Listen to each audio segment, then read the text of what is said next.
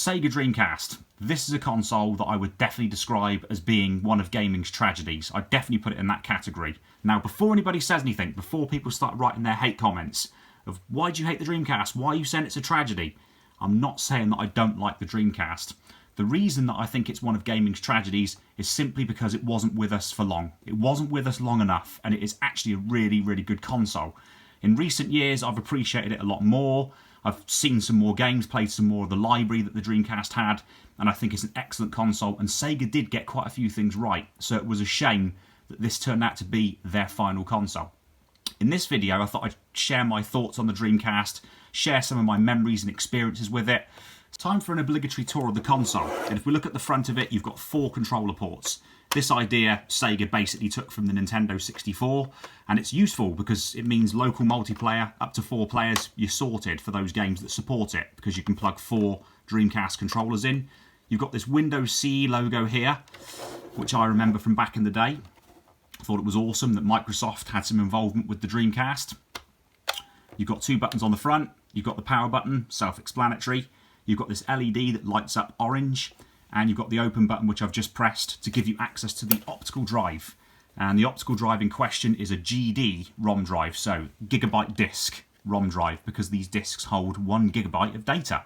And that was a working between Sega and Yamaha to produce this. And I think it was an attempt really, as well as obviously increased storage over a standard CD-ROM, it was a way of trying to prevent piracy on the Dreamcast. We'll talk about piracy later on, of course. So there is the GD-ROM drive. Nowadays, the GD-ROMs are failing, as are a lot of other CD-ROM based machines. There are solutions though, you can get optical drive emulators for the Dreamcast, but they are quite limited. It's quite hard to get hold of them. There's one called the GD-EMU, where you can run Dreamcast images off of an SD card. There's also one called USB GD-ROM, which again gives you a USB port. It connects to the interface for the GD-ROM drive, replaces it essentially. You can use a USB stick or a USB hard drive with Dreamcast ISOs and play games that way, which I really, really like. It's something that if this laser unit ever fails, I might consider doing in the future. And here's my copy of Sega Rally 2 that I've been playing recently.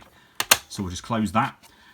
Another quick note about the GD-ROM drive is if it's never been serviced, i.e. the grease on the mechanism has never been cleaned off and new stuff put on. In the case of this one, I've used some nice white lithium grease. Your Dreamcast is going to sound very, very noisy. There's going to be a lot of squealing as the laser is moving backwards and forwards and reading data off the disc. So I recommend, if that's really bugging you, which it did with me with this one, crack it open, use some isopropyl alcohol, clean off the rails and also the cogs as best you can with a Q-tip or a cotton bud. Get yourself some white lithium grease and apply it to the mechanism and to the laser sled, and it will make this thing a lot quieter. It certainly is for me. The main sort of noise I can hear now is coming from the fan that sits behind this vent. There's a bit of a whining noise that comes from that. So at some point that might have to be replaced. I might have to figure out how I can replace that fan. On the side here, we've actually got a modem. Now that was a pretty cool thing about the Dreamcast. Straight out of the box, you could take it online. You could plug this into your telephone connection. It's got an RJ11 style connector there, and you could take it online. Now I understand the speeds may have differed from territory to territory depending on the telephony infrastructure that they had. Here in the UK, this was a 56k modem, 56k referring to the speed that it runs at. And there are some places apparently that didn't even have a modem with the Dreamcast, full stop. This is replaceable. You can actually take this off, which I won't do now because it's a little bit awkward. And later on, Sega actually did release a broadband adapter, but it was so cool that the Dreamcast could go online pretty much from the get-go. And a good friend of mine, Chris, he had a Dreamcast when it was a current console, and I remember him taking his online, going on to Dream Arena and using SegaNet, and he actually used his Dreamcast to email me, which I thought was super awesome back in the day. And yeah, the fact that you had online play with the Dreamcast was awesome. You've got this vent here, a cooling vent. You've got this AV out port here. Now, the Dreamcast is actually capable of quite a few different video outputs. It's capable of RF. You can get an RF modulator that plugs into this and gives you your coax connection for your television. Yeah, not the best connection to use, certainly not nowadays, but it was still very relevant when the Dreamcast came out, certainly here in the UK. You had composite, so the yellow, white and red phono connectors. which is probably quite common. There were TVs that had it when the Dreamcast came out. More probably common in North America than it was over here, but I do remember seeing some televisions with those connectors.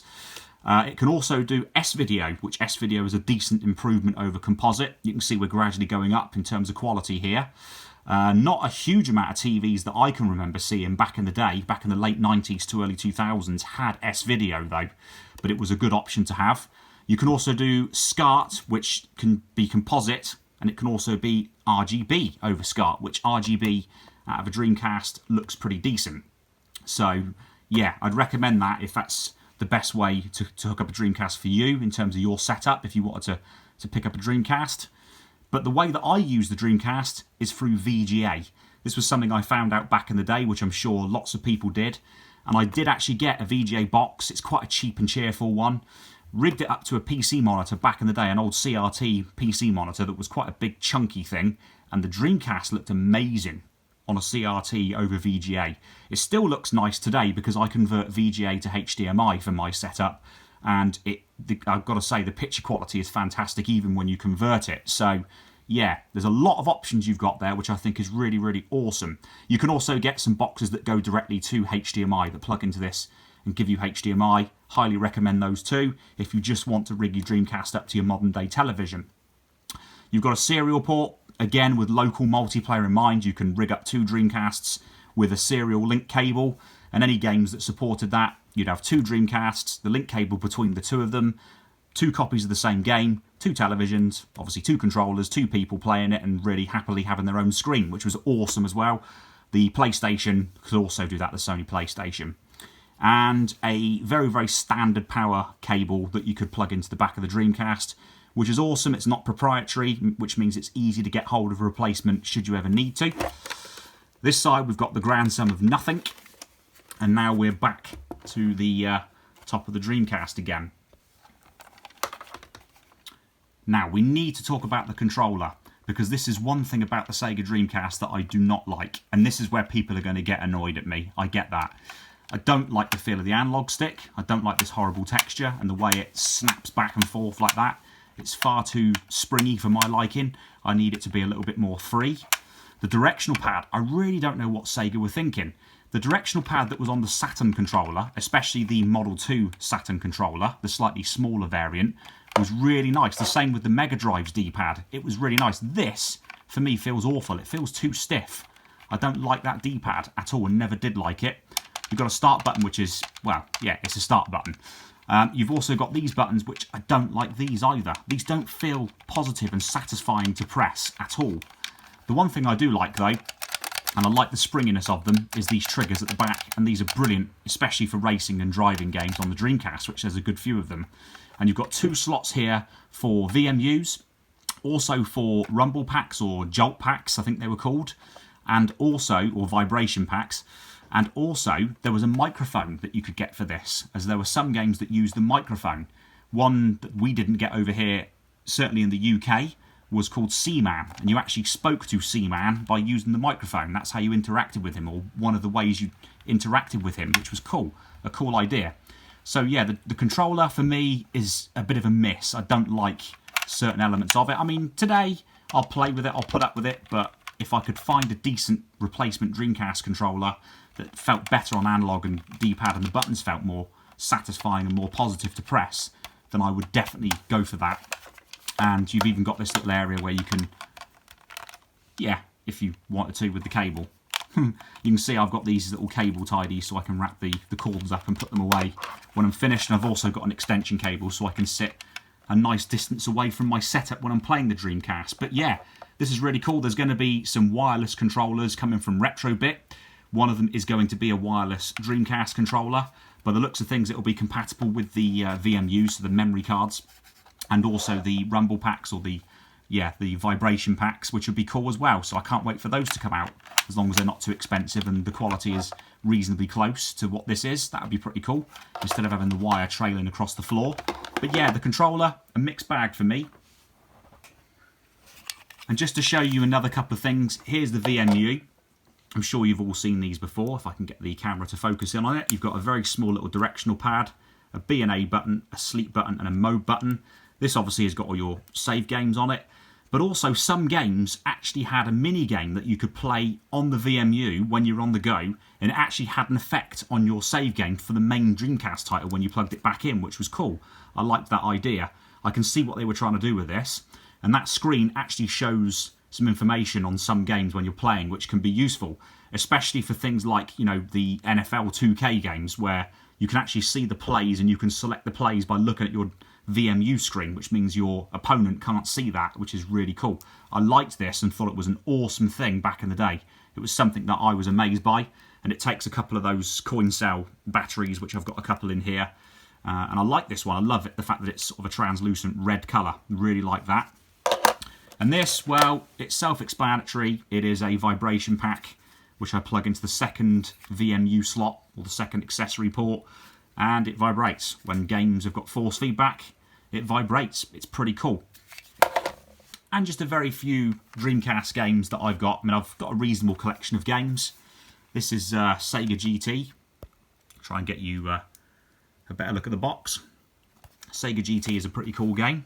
There was also a sequel to this on the Xbox, which is a lot of reasons why people think the Xbox is essentially the Dreamcast 2, the successor, the spiritual successor to the Dreamcast, because a lot of the sequels to things like Jet Set Radio came out on the Xbox, which is pretty cool.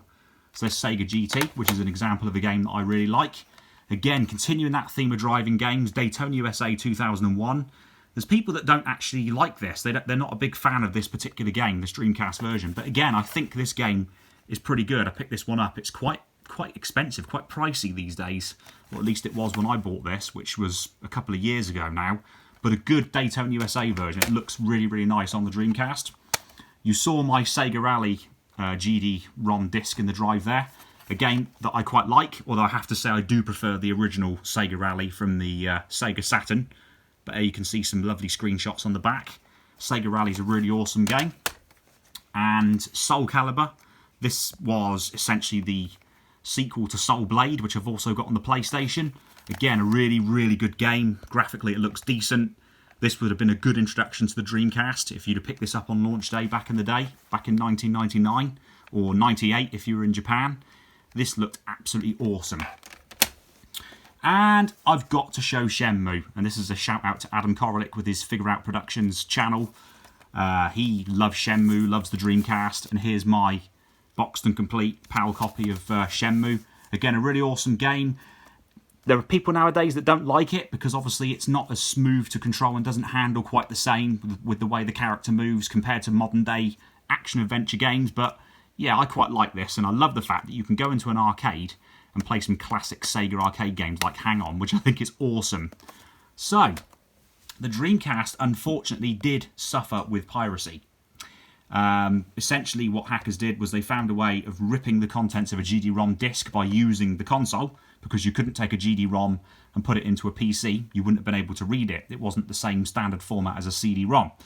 And they then figured out a way of being able to strip out some of the data that was unnecessary on some of the games, and also compress things like video and audio so that it would fit onto a standard CDR. And then there was another way, there was like something called Mill CD, which allowed hackers in to actually boot discs that they made themselves. There was also that Utopia boot disc that a lot of people used. I certainly used it when I first got a Dreamcast back in sort of 2006. Yes, it was that late. The Dreamcast was long gone by that point. But yeah, the Dreamcast has got some really, really awesome games, and it is such a big shame that it didn't sell well enough and that it died. It really is such a big shame. People say piracy is one of the reasons. It might be a partial reason for the failure of the Dreamcast and why Sega called it a day, but I don't think it is such a big deal. I think the biggest reason for the failure of the Dreamcast was the PlayStation 2. The PS2 was such a damn good console. It was just so, so good. And coming off the back of that hugely popular original PlayStation, that was the reason, one of the biggest reasons for me, why the Dreamcast turned out to be Sega's last console and why it wasn't with us for long enough. And also, Sega's previous mistakes.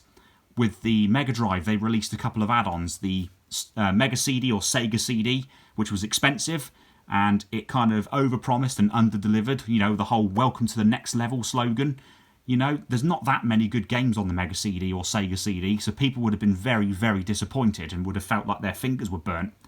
The 32X, which was a complete and total disaster, a complete failure. Again, I'm not sure what the heck was going on with Sega in the mid-90s, but they released the 32X. Again, it was quite expensive initially. There wasn't that many games that came out for it. It meant you had a mess of a setup because you had more power supply cables and more video cables to plug the thing in. What a nightmare. And then, of course, the Saturn. The Saturn and the 32X essentially competed with each other initially, and then they completely binned off the 32X. But the Saturn, compared to the PlayStation, as I've discussed on other videos, was underpowered. It wasn't quite there in terms of its 3D capability, so that harmed it. It meant that ports that came across generally didn't perform that well on the Saturn compared to the PlayStation. The Saturn originally was a botched launched in some places. I know in America it was brought forward, which really messed things up because there were games that just simply weren't ready and were unfinished, and you could tell they were when they were released. And it was more expensive than the PlayStation, so it didn't do that well.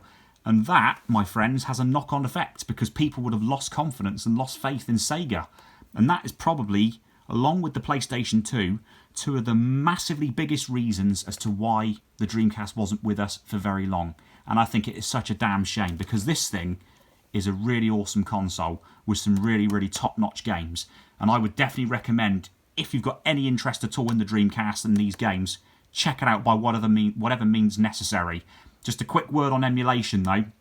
Dreamcast emulation is very, very hit and miss.